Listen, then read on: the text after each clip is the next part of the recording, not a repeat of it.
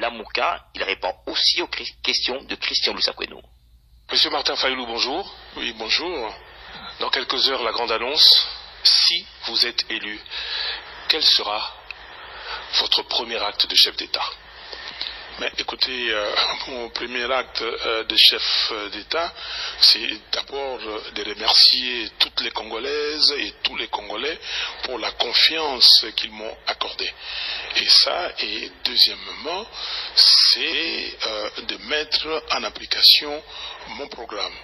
Mon programme qui a une vision claire, c'est construire un Congo digne et prospère, et tout va dériver de là. Et ce Congo digne et prospère, pourquoi et comment? Et d'abord, bâtir un État de droit avec la paix et la sécurité, et bâtir un État qui crée des richesses et qui les partage entre ses concitoyens. Et trois, bâtir un État où il y a le développement humain, parce que je considère que l'actif le plus important que nous avons, c'est notre peuple, notre population. On dit justement, en parlant de ces répartitions de richesses, que le code minier serait un des éléments. Il multiplierait par 3 les entrées de l'État. On dit que la coalition Lamouka, et vous particulièrement, avez envie de l'annuler. Ah non, on n'a jamais dit ça, et regardez notre programme, nous avons dit que le code minier est là, et il y a eu certes des discussions entre le gouvernement et les miniers.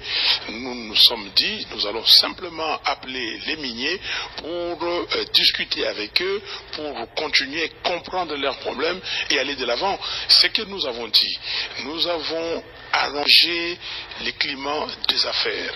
Nous ne voulons pas de discorde ici. Ce que nous avons dit, nous allons appliquer la règle gagnant-gagnant. Vous venez investir, vous devez gagner. Mais le pays aussi doit gagner. Et nous avons dit surtout que nous allons baisser l'impôt sur le revenu de 30 à 20% pour que les gens, tout le monde puisse payer l'impôt, tout le monde puisse payer la taxe qu'il doit payer, augmenter, élargir l'assiette fiscale et que l'État puisse avoir beaucoup d'argent. On ne peut pas s'amuser à avoir un budget de 5 milliards de dollars dans un pays de 80 millions d'habitants. Nous avons dit que vous aurez affaire à quelqu'un qui va amener des budgets 20, 30, 40, 50 milliards plus par an. Donc c'est ça, et nous sommes capables de le faire avec le sérieux que nous allons mettre. L'état des droits, tout le monde respecte, comme a dit les lois de la République, la sécurité, la paix, les investissements que nous allons faire dans la bonne gouvernance, tolérance zéro, corruption. Et avec ça, avec l'intégrité que nous allons mettre dans le système, vous allez voir que tout le monde va travailler. Nous allons créer des emplois dans le domaine de l'agriculture, parce que l'agriculture, c'est une des priorités, et nous pouvons avoir des cultures comme le maïs, 3 fois l'an. Et nous voulons être un des premiers producteurs du maïs au monde. Nous allons développer la culture des riz. Nous allons développer le tourisme avec un état de droit, avec toutes les possibilités que nous offrons, que notre pays offre en matière de tourisme. Nous pouvons atteindre les chiffres de l'Afrique du Sud. L'Afrique du Sud fait plus de 10 milliards de dollars par an en matière, dans le secteur du tourisme. Nous allons le faire et nous allons créer des emplois dans ce domaine. Vous comptez atteindre vos objectifs dans quel délai? Écoutez, c'est un plan quinquennal. Nous allons mettre des fondations. Vous savez, dans toute chose, quand vous voulez construire une maison, vous avez un plan. Donc nous avons un plan, notre programme. Et dans ce programme-là, vous avez des fondations. Les fondations, on va les mettre solidement en place. Et la première fondation, c'est cet état des droits. Vous avez l'état des droits et vous avez les hommes et les femmes qui vont être partie prenante de la réalisation de ces programmes. Et eux, nous devons les aguerrir. Donc l'éducation des Congolais, priorité des priorités. L'alphabétisation, parce qu'il y a beaucoup de Congolais qui ne sont pas bien formés, et l'alphabétisation des Congolais, des Congolaises et Congolais, de jeunes envoyés dans les centres de formation. Ça, c'est très important. Plan quinquennal sur 5 ans, vous ne démissionnerez pas au bout de ou 3 ans, comme cela avait été dit à Genève? Non, je vois où ce que vous voulez en venir. À Genève, nous avons signé un engagement. Je suis un homme d'une intégrité que vous ne pouvez soupçonner. Je suis quelqu'un qui respecte la parole donnée.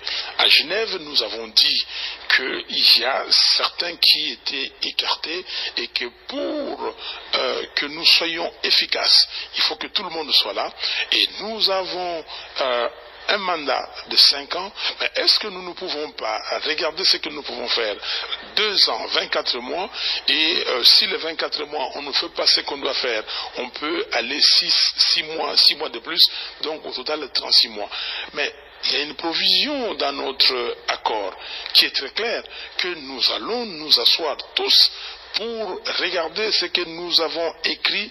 Est-ce qu'il y a des choses à changer ou à ne pas changer?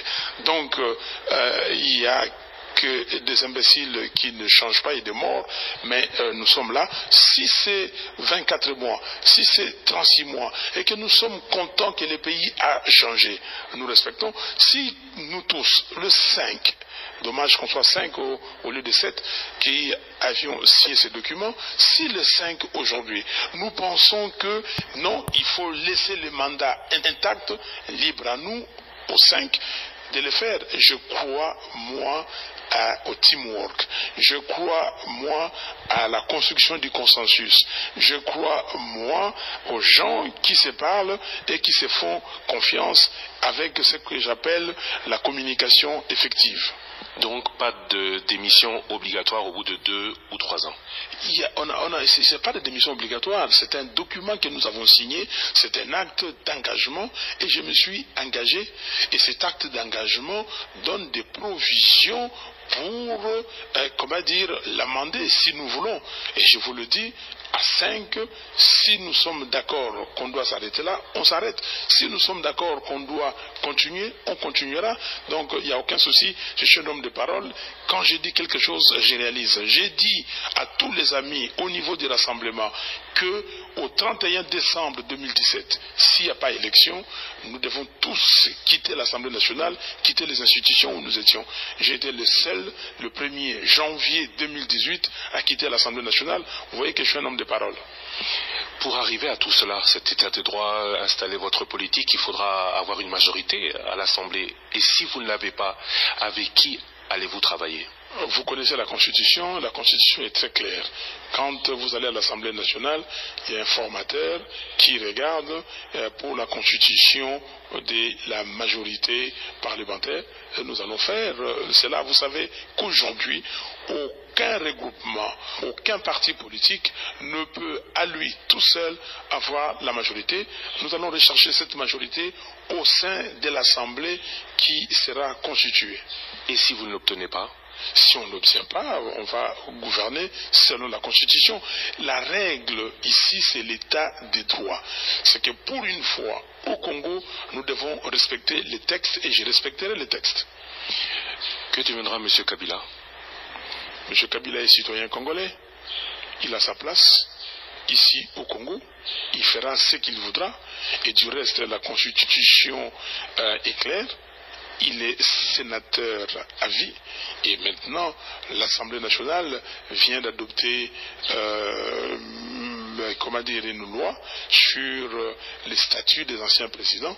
Je crois qu'il sera là. Et les maîtres mots chez nous, il n'y a pas de revanche. Si quelqu'un croit qu'il a fait du mal à Fayoulou ou à l'entourage de l'Amouka, un membre de l'Amouka, il faut savoir que nous avons pardonné. Parce que nous sommes des chrétiens. Et les deux premières valeurs des chrétiens, c'est 1, l'amour, 2, le pardon. Donc que les gens comprennent que nous avons pardonné et il n'y aura pas de revanche. Vous n'utiliserez pas son expérience? Mais nous sommes dans la démocratie. J'ai un programme. Et le programme qui est là, c'est un programme que nous avons concocté au niveau de la Mouka, et c'est ce programme qui sera utilisé, mais que tout citoyen congolais qui peut amener quelque chose pour le pays, l'expérience sera valable et utilisée tout citoyen congolais de bonne foi qui a des compétences, à rechercher, et ces compétences-là, nous les utilisons. Mais il ne faut pas stigmatiser, singulariser et faire des exceptions. Non, ce sera un état de droit, un état où tout le monde doit travailler en fonction des lois de la République. Vous avez regretté tout à l'heure n'être plus qu'à 5. Que deviendra Félix Tshisekedi? Félix Tshisekedi, c'est un citoyen congolais, c'est un ami. Nous avons cheminé ensemble, nous avons fait des choses merveilleuses ensemble, nous avons fait des stratégies ensemble, et Félix Tshisekedi, il fera ce qu'il pourra faire au pays. Il est du reste président d'un grand parti, donc je crois que l'UDPS continuera à exister et qu'il sera président de l'UDPS. Donc il n'y a pas 36 solutions pour ça. Il est fils de ce pays. Qu'est-ce que vous voulez qu'on fasse de Félix? Il est là, il jouera sa carte, il jouera le rôle qu'il voudra jouer, et que donc les circonstances du moment lui offriront.